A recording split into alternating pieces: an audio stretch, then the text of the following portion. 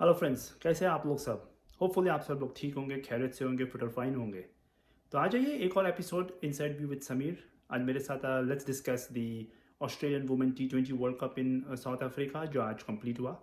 और फिर Indian cricket border Gavaskar trophy के मद्देनज़र कुछ खबरें आई है जो इंडियन फैंस को के लिए चिंता का विषय है। वो मैं डिस्कस करूँगा इस सेशन में। तो शुरू करते हैं लेडीज़ फर्स्ट। ऑस्ट्रेलिया ऑस्ट्रेलिया और साउथ अफ्रीका का फाइनल हुआ आज वर्ल्ड वर्ल्ड T20 2023 का इन केप टाउन।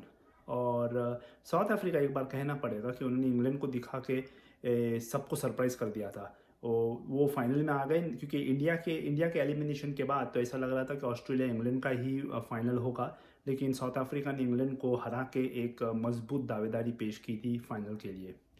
तो फाइनल में ऑस्ट्रेलिया ने पहला बैटिंग की और देखते के साथ ही लग गया था कि पिच जो है वो थोड़ा स्पंजी बाउंस है। वो टेनिस बॉल का बाउंस जो होता है वो था उसमें। बॉल बैट पे आ नहीं रहा था। और ऑस्ट्रेलियन के जो जो ओपनिंग बैट्समैन है एलिसा हिली और बेथ मुनी वो इनिशियली स्ट्रगल करते दिखाई दिए। यहाँ तक कि एलिसा एलिसा कट करने गई लेकिन उनका कैच लॉब हो गया कवर्स में। तो ये दिखा रहा था कि बॉल बैट पे नहीं आ रहा था। एलिसा हिली के जाने के बाद बेथ मुनी को साथ मिला एशली गार्डनर का और इन दोनों ने अच्छी साझेदारी की। बेथ मुनी ने तो आज बेहतरीन बेहतरीन बल्लेबाजी की, 74 रन मारे। एलिशा गार्डनर ने उनका Ashley Gardner I am sorry Ashley Gardner ने उनका बहुत अच्छा साथ दिया। और एक छोटी छोटी पार्टनरशिप आते गई। बेथ मुनी एक रॉक की तरह खड़ी रही, स्कोरिंग भी करती रही। उन्होंने 53 बॉल्स में 74 रन मारे। और ऑस्ट्रेलिया ने ये पिच बहुत बेहतरीन पड़ा। उन्हें पता था कि ये स्पंजी सॉर्ट ऑफ सरफेस है, बॉल बैट पे नहीं आ रहा है। तो रन मेकिंग डिफिकल्ट होंगी। इवन अ स्कोर ऑफ 150 160 यहाँ बहुत अच्छा स्कोर होगा। तो उसी तरह उन्होंने बैटिंग की। सब सब बैट्समैन के साथ बेथ मुनी ने छोटी छोटी पार्टनरशिप की। मैगलेनिंग, एशली गार्डनर और फिर लास्ट में एलिसा पेरी। ये इनके साथ इन्होंने छोटी छोटी पार्टनरशिप की और एक अच्छा स्कोर ऑस्ट्रेलिया को लाके दे दिया, 157, जो इस सरफेस पे थोड़ा ट्रिकी था। साउथ अफ्रीका जब बैटिंग करने आया तो मुझे थोड़ा प्रेशर में लगा। वो ये सोच के आए थे कि let's keep wickets in hand और बाद में अटैक करते हैं। उनकी ओपनिंग बैट्समैन ब्रिट्स जल्दी आउट हो गई। लेकिन लॉरा वुडहार्ड ने बहुत अच्छी बल्लेबाजी की। उन्होंने एक एंड संभाल के रखा। बट प्रॉब्लम साउथ अफ्रीका का ये हुआ कि स्कोरिंग बहुत स्लो थी। पहले पहले इनफैक्ट जब उनकी दूसरी विकेट गिरी 46 रन्स पे, वो ऑलरेडी 9 ओवर हो गए थे। तो वहाँ से ऑस्ट्रेलिया ने उन पर दबाव बनाना शुरू किया। रन रेट जब 10 के ऊपर हो गया तो it was way out of reach. दो लॉरा वुडहार्ट ने अच्छी पारी खेली, 61 रन मारे। उन्होंने पूरी कोशिश की और लास्ट में जब 5 ओवर में 59 रन चाहिए थे तो ये तो क्लियर था कि अगर साउथ अफ्रीका को जीतना है तो लॉरा वुडहार्ट को लास्ट तक खेलना पड़ेगा। वो हो नहीं सका। वो LBW हो गई शूट के बॉल पे।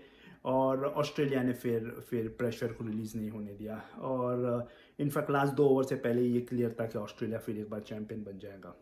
क्या टीम है ये ऑस्ट्रेलिया की। ये उनकी सिक्स टाइटल है T20 वर्ल्ड कप का। बेहतरीन परफॉर्मेंस ऑस्ट्रेलियंस के पास। तो मुझे ऐसा लगता होगा कि उनको नए कैबिनेट्स बनाना पड़ेंगे वर्ल्ड कप ट्रॉफीज़ रखने के लिए। 6 बार उन्होंने वर्ल्ड कप T20 जीता है वुमेंस का।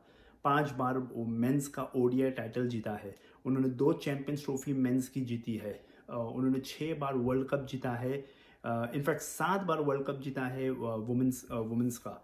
तो ये इतने वर्ल्ड कप्स वो कहाँ रखेंगे, मुझे तो समझ में नहीं आता है। वो बेहतरीन बेहतरीन प्रोफेशनलिज्म है इन ऑस्ट्रेलियंस में। हमें हमें पता है जो थोड़ा उनकी मेन की टीम अभी इंडिया में स्ट्रगल कर रही है। बट ओवरऑल देखेंगे तो वो हमेशा एक ब्रिलियंट स्पोर्ट्स कंट्री रही है। और आज उनकी वुमेंस टीम ने बता दिया कि प्रेशर में भी अगेन आज वो 157 बड़ा स्कोर नहीं था T20 के फाइनल के हिसाब से। लेकिन उन्होंने उसे अपनी अपनी फील्डिंग अपनी बॉलिंग से एडिशनल 20 रन्स उसमें ऐड कर दिए, जिस हिसाब से उन्होंने फील्डिंग और बॉलिंग की। बॉलिंग में उनकी उनकी उनकी उनकी मीडियम पेसर शूट हमेशा कंसिस्टेंट रहती है। एशली गार्डनर बेहतरीन ऑलराउंडर है, बैटिंग भी करती है, ऑफ स्पिन बॉलिंग डाल के विकेट्स भी निकाल लेती है। तो ये ये पहले पावर प्ले में और साउथ अफ्रीका ने फास्ट स्कोरिंग नहीं की थी तो पिक्चर क्लियर हो गई थी। Congratulations Australian women T20 team. India की तरफ से मैं बोलूँगा एक सुनहरा मौका था, क्योंकि अगर साउथ अफ्रीका इंडिया को भी मिलती फाइनल में तो इंडिया के चांसेस बढ़िया थे। हरमनप्रीत कौर के जो रनआउट के हुआ था उसके बारे में बहुत डिस्कशन हुई दोस्तों, और उसको एक बहुत अच्छी तरह से एलिसा हिली जो विकेट कीपर थी वो टाइम पे, जिसने उन्होंने रनआउट किया, उन्होंने अच्छी तरह से सम अप किया। उन्होंने कहा that if you could say you are unlucky all your life but in the end what effort you put in that counts. आप कितना एफर्ट डालते हो उस मोमेंट पे, अल्टीमेटली वो काउंट करता है। आप देखेंगे हरमनप्रीत ने सेकंड रन जब लेना शुरू किया था उन्होंने बहुत इजी लिया था उसको, और उसकी वजह से वो लास्ट मोमेंट पे वो रन कंप्लीट नहीं कर पाई, ग्राउंड में फंस गया। अगर वो पहले से अच्छा स्टार्ट ले ली होती तो शायद वो कवर अप कर जाती। At the end of the day इतनी चीज़ें ही मायने रखती है बड़ी मैचेस में, और ऑस्ट्रेलिया वो मोमेंट्स को जीतने में माहिर है। तो congratulation again Australian women T20 team, बेहतरीन परफॉर्मेंस। अब आ जाते हैं बॉर्डर गावस्कर ट्रॉफी के मद्देनज़र। सीरीज़ के मद्देनज़र तो न्यूज़ नहीं है, लेकिन जैसा मैंने वीडियो के स्टार्ट में कहा था एक बड़ी खबर आई है जो फैंस के लिए चिंताजनक है। जसप्रीत बुमराह IPL से बाहर हो गए हैं और लगभग वर्ल्ड टेस्ट चैम्पियनशिप के फाइनल से भी बाहर हो गए। ये ऑलमोस्ट तय है कि इंडिया वर्ल्ड टेस्ट चैम्पियनशिप का फाइनल ओवल में जून में ऑस्ट्रेलिया के साथ खेलेगा। ऑलमोस्ट तय है, क्योंकि एक विक्ट्री और चाहिए इंडिया को, और वो हो जाएगी। ऑस्ट्रेलिया भी क्वालिफाई कर जाएगा जहाँ तक मैं सोच रहा हूँ। तो उस फाइनल में जसप्रीत बुमराह का पे खेलने के लिए भी क्वेश्चन मार्क लगा हुआ है। इंडिया को दूसरे बॉलर्स का ऑप्शन अभी से सर्च करना होगा। दो बॉलर्स आपके पास बहुत अच्छे हैं, शमी और सिराज। पीछे है लाइनअप बॉलर्स की, अब उसमें से उमेश यादव और जयदेव उनाडकट फ्रंट रनर्स है, और दूसरे भी बॉलर्स इंडिया को अब देखना पड़ेगा। कोई यंगस्टर जो फास्ट डाल सकता है, जसप्रीत बुमराह की कमी को पूरी कर सकता है एटलीस्ट पेस में, उन्हें सेलेक्टर्स को देखना पड़ेगा।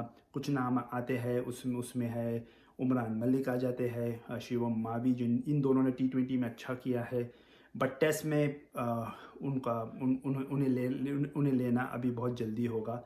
तो इंडिया को थर्ड सीमर की तलाश रहेगी, और दिस टाइम मेरे हिसाब से बेस्ट ऑप्शन रहेंगे उमेश यादव, जो शामी और सिराज का बेखूबी साथ दे सकते हैं ओवल पे। तो होपफुली वो सेलेक्टर्स उनको खिलाएंगे, बिकॉज ही डिजर्व्स इट। वो बहुत सालों से खेल रहे हैं इंडियन क्रिकेट में, अब उन्हें चांस देना चाहिए जसप्रीत बुमराह की जगह पे। तो बस इतना ही दोस्तों। एक और खबर चल रही है मार्केट में बहुत, जो यूट्यूबर्स और मीडिया में बहुत गर्म है। राहुल वर्सेस गिल, किसे ओपनिंग का स्थान मिलना चाहिए? मेरे हिसाब से गिल को मिलना चाहिए, बट टीम मैनेजमेंट का झुकाव वापस राहुल की तरफ लगता है इंदौर के लिए। तो हो सकता है कि हो सकता है कि राहुल ही खेले। कनाडा में आज बहुत अच्छा मौसम है, 2 दिन से स्नो हो रही थी, और आप मेरे पीछे देख सकते हैं स्नो तो है लेकिन सनशाइन भी आया हुआ। कनाडा में क्लाइमेट बहुत अच्छा होते जा रहा है।